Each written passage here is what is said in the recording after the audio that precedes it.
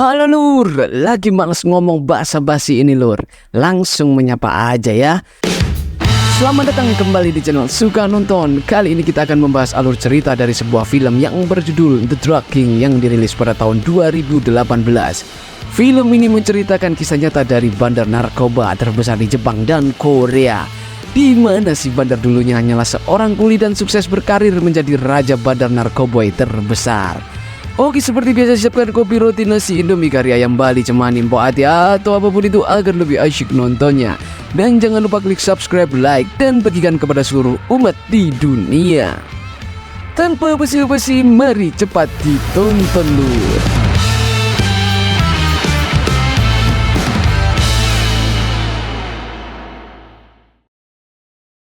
Film diawali dengan seseorang mengelola sabu-sabu atau kita sebut saja narkoboy, yang menjadi salah satu hal terpenting yang digunakan oleh militer di negara Jepang pada saat Perang Dunia Kedua agar para pasukannya berani bertempur dan selalu terjaga staminanya.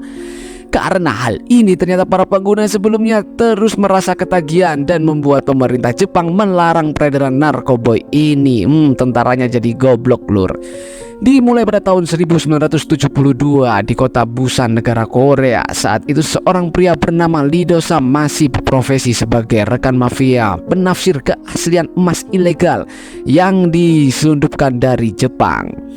Setelah mencapai kesepakatan, mereka berlayar ke tengah lautan untuk melakukan transaksi sekalian mancing Lur. Sesampainya di sana, Lee Do-sam segera memeriksa keaslian emas tersebut dengan cara dilihat-lihat dan dielus-elus.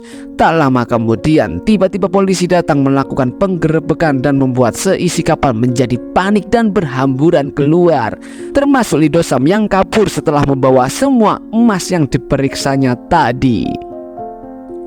Setelah berhasil muncul ke permukaan, ia sudah ditunggu oleh polisi dan bosnya di dermaga.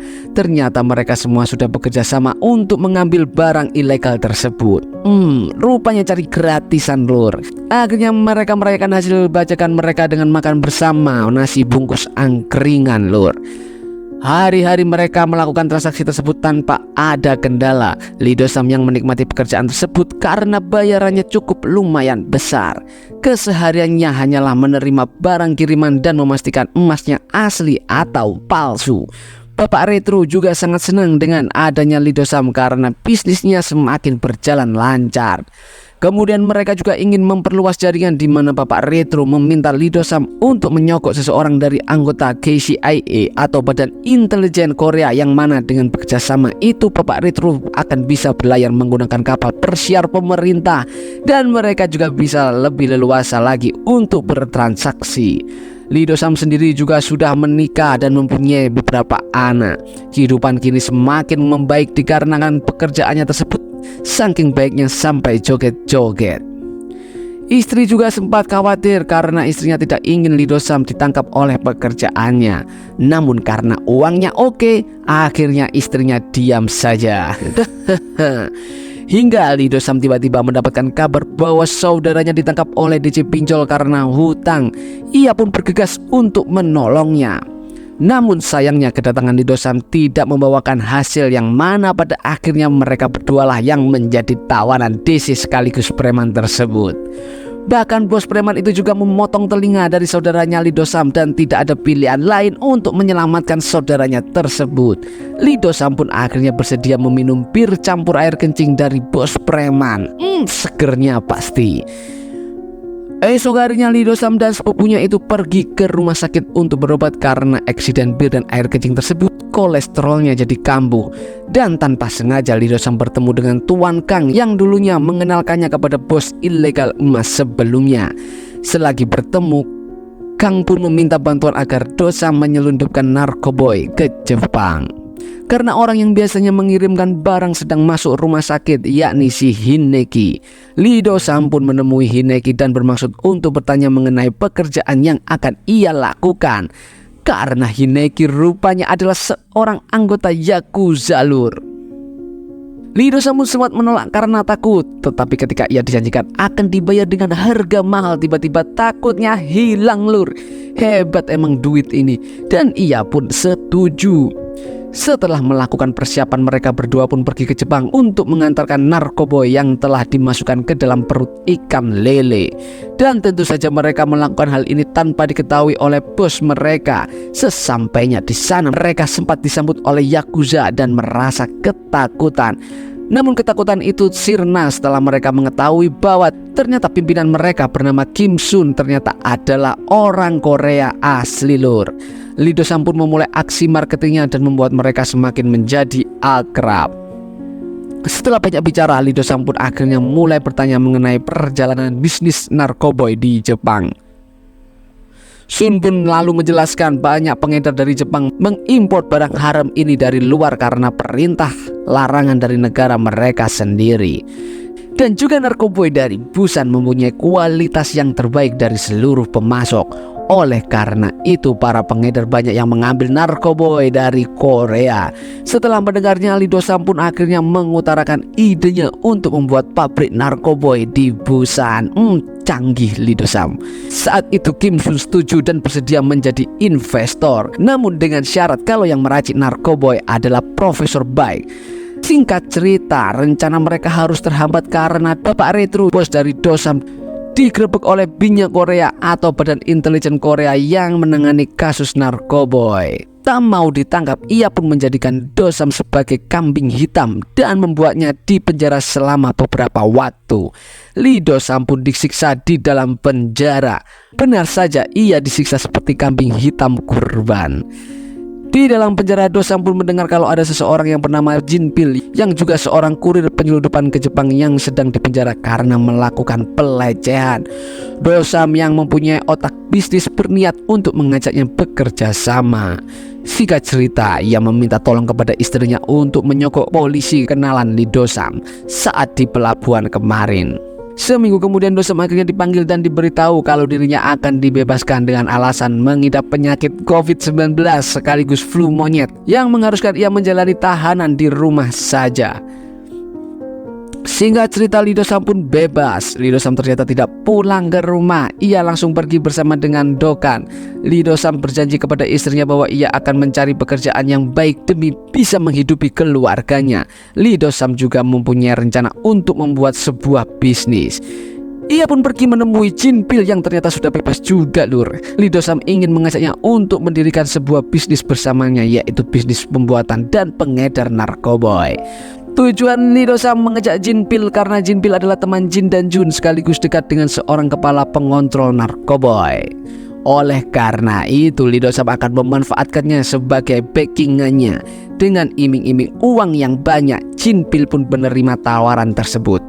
Jadi Lee Do-sam akan membuat sebuah narkoboy sendiri dengan mengambil bahan baku dari Taiwan, kemudian akan memproduksinya di Korea dan mengedarkannya di Jepang. Singkat cerita, Jin Pil mengenalkan Lee Do-sam kepada Sang Hun, yaitu anggota kepolisian narkoboy di Busan. Ia pun menyogoknya dengan uang yang sangat banyak dan meminta agar bisnisnya tak disentuh. Sang Hun yang sepakat pun hanya bisa menyarankan, jika ingin jadi bandar sabu maka jangan sampai menyentuh dan menggunakannya. Keesokannya Lee Do-sam mengumpulkan timnya yang terdiri dari Profesor Baik, yaitu peracik narkoboy, Jin Pil yang bertugas sebagai pengarah jalur penyelundupan, Moon-ho sebagai pemasok dari bahan Taiwan. Lee Do-sam juga mengatakan kalau keuntungan nantinya akan dibagi rata dan meminta agar semuanya bekerja dengan serius. Setelah mendapatkan bahan-bahan, mereka membawanya ke peternakan babi yang sekaligus menjadi tempat persembunyian racikan Profesor Baik. Lee Do-sam yang penasaran cara pembuatannya, ia mengintip dari jendela kaca sampai akhirnya Profesor Baik pun keluar dan menunjukkan hasil butiran kristal berharga jutaan dolar sudah siap untuk diedarkan. Narkoboy jenis sabu-sabu pun dibawa oleh Hideki untuk diselundupkan ke Jepang dengan disembunyikan ke dalam tas, perlengkapan musik, dan mereka juga menyamar sebagai pengamen. Keadaan pun terkendali hingga masalah pertama pun dimulai saat pembagian hasil, di mana Do-sam tidak terima karena Jin Pil membagi hasil tidak rata. Do-sam hanya mendapatkan lebih sedikit dibandingkan dengan Jin Pil. Oleh karena itu, Do-sam pun akhirnya memutuskan untuk menjalani bisnisnya sendirian dan meminta bantuan kepada seseorang yakuza bernama Jo Seng-kang. Josung lalu menjelaskan jika ingin membuka jalur sendiri ke Jepang, ia harus bertemu dengan dulu ketuanya yang berada di Kobe, Jepang. Sesampainya di tempat pertemuan yaitu Kobe, Jepang, Dosam mendengar percakapan orang yang sedang menelepon kalau pimpinan Yakuza akan dibunuh. Ia pun langsung bergegas pergi menyelamatkan ketua, namun sayangnya ia sudah terlambat dan terlibatlah pertarungan. Dosam pun menggerakkan kekuatannya untuk melindungi ketua yang hampir ditembak dan merelakan dirinya terkena tusukan di perut.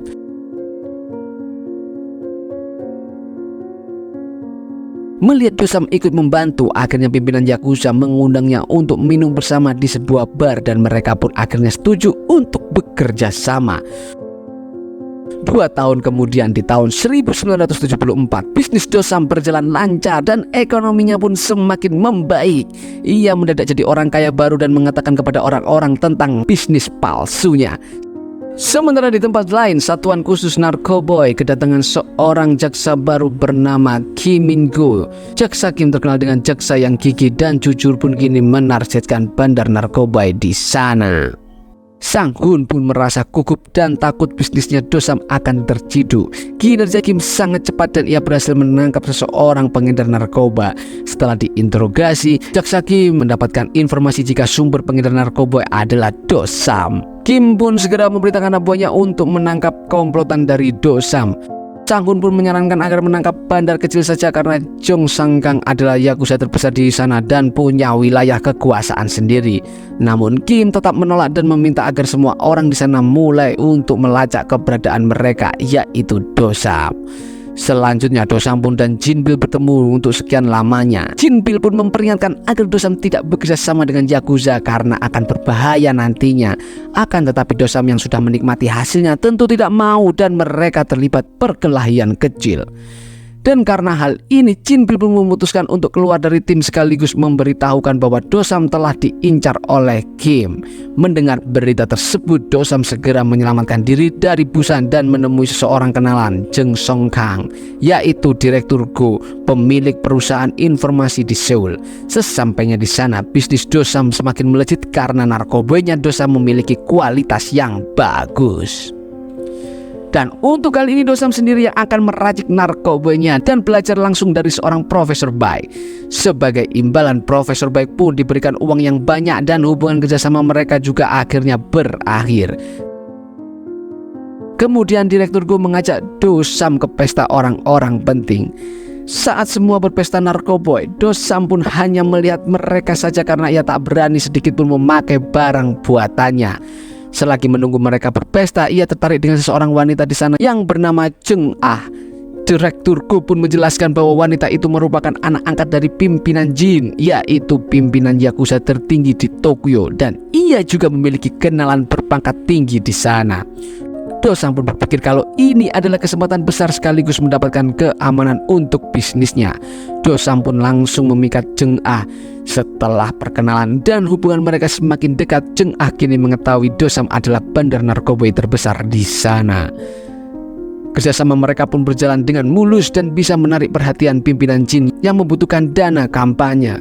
Namun tanpa Dosam sadari, saat menghadiri pesta bersama dengan pimpinan Jin, ia dihampiri oleh mantan badan intelijen Korea yang dulunya pernah memenjarakannya. Dosam takut ketahuan dan tidak ingin mengacaukan rencananya. Ia pun menemui Kim Seung-jung yang merupakan adalah investor pertamanya dan mengatakan jika kini ia diikuti oleh mantan agen polisi.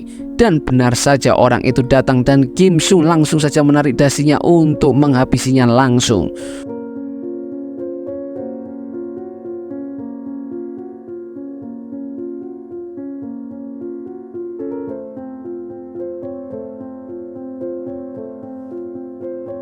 Dosam yang baru pertama kali membunuh kini mengalami ketakutan dan membuatnya mencoba narkoba yang dibuatnya untuk meredamkan rasa cemasnya tersebut.